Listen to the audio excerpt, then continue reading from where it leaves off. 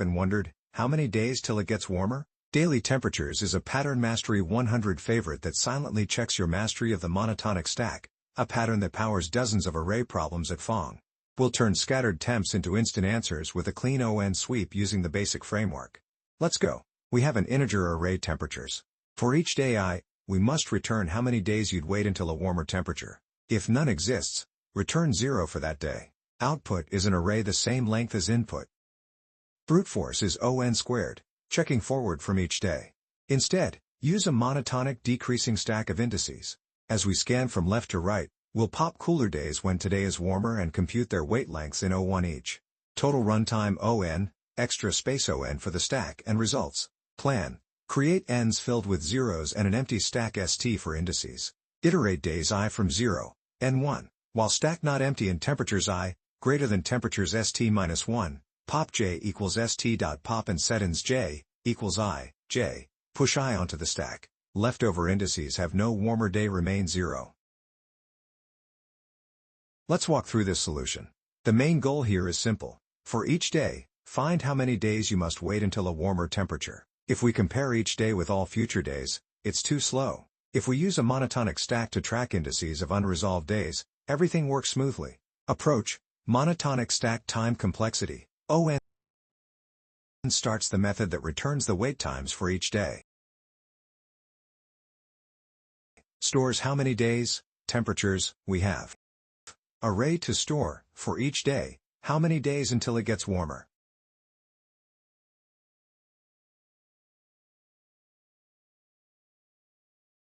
Stack that holds indices of days waiting for a warmer temperature. Loops over each day from left to right.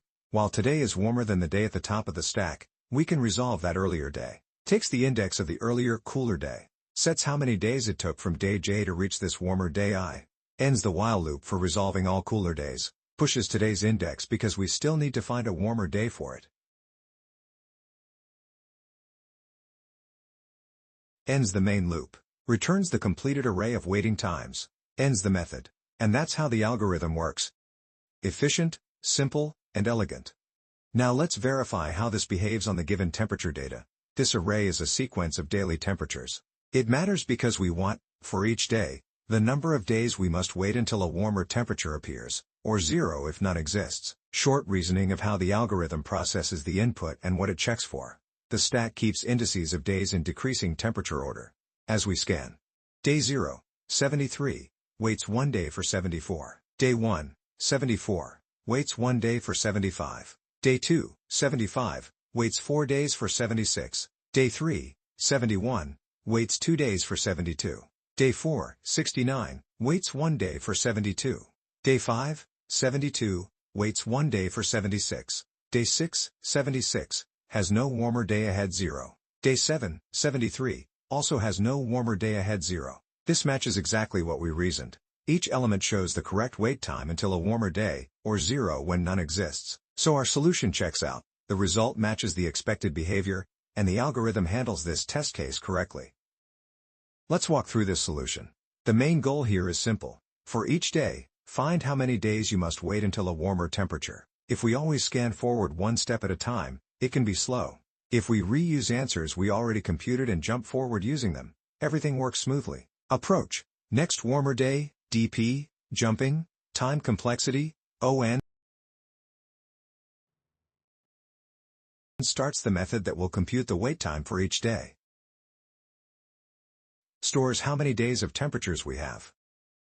Array to store for each index, how many days until a warmer day.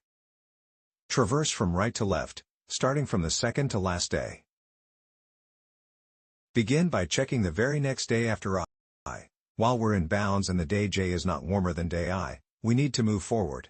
If day j has no warmer day in the future, then day I also has no warmer day. We jump out by setting j beyond the array. Otherwise, jump directly to the next warmer day known from result j, skipping unnecessary checks. Ends the jumping while loop. If we stopped inside bounds, we found a warmer day at j. So record how many days we waited. Ends the main loop from right to left. Returns the array of wait times. Ends the method. And that's how the algorithm works.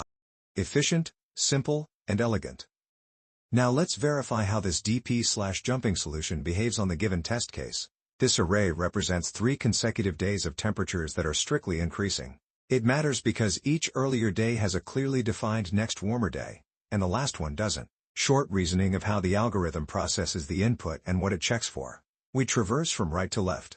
Day 2, 90, already last, so result 2, equals 0, no warmer day. Day 1, 60, next day, 90, is warmer, result 1, equals 2 to 1 equals 1. Day 0, 30, next day, 60, is warmer, result 0, equals 1 to 0 equals 1. No jumping is even needed here because each next day is already warmer. This makes perfect sense. From 30 wait 1 day for 60. From 60 wait 1 day for 90. From 90 there is no warmer day, so 0. So our solution checks out, the result matches the expected behavior, and the algorithm handles this test case correctly. Let's have a quick recap. Breakdown recap. The problem turns courses and prerequisites into a directed graph. Each rule take A after B becomes an edge. The real question, does the graph contain a cycle? If there is a cycle, you cannot finish the courses. If there is no cycle, all courses can be completed. Assess recap. 2 approaches solve it cleanly. DFS with state marking, or BFS using Kahn's algorithm with in-degree tracking. DFS is direct for cycle detection. Kahn's algorithm is equally effective for building a valid order. Important details include handling multiple valid orders, disconnected subgraphs, and trivial cases like having no prerequisites. Structure recap. The plan. Build an adjacency list. Track each node's state. Unvisited, visiting, or visited. Run DFS on each course. If DFS ever revisits a node that is still in the visiting state, a cycle exists. Mark nodes as visited after exploring all neighbors. If no cycle is detected, the schedule is feasible. Implement recap. We built the graph, initialized a state array, and ran DFS across all nodes. We stopped early whenever a cycle appeared. The implementation ran correctly on LeetCode. Check recap. We tested successful chains, failing cycles, and edge cases such as empty prerequisite lists and disconnected components. The solution behaved correctly across all scenarios. Key insight. Dependency problems reduced to cycle detection. If you can model the graph, track node states, and reason through recursive exploration, you can solve any ordering problem with confidence.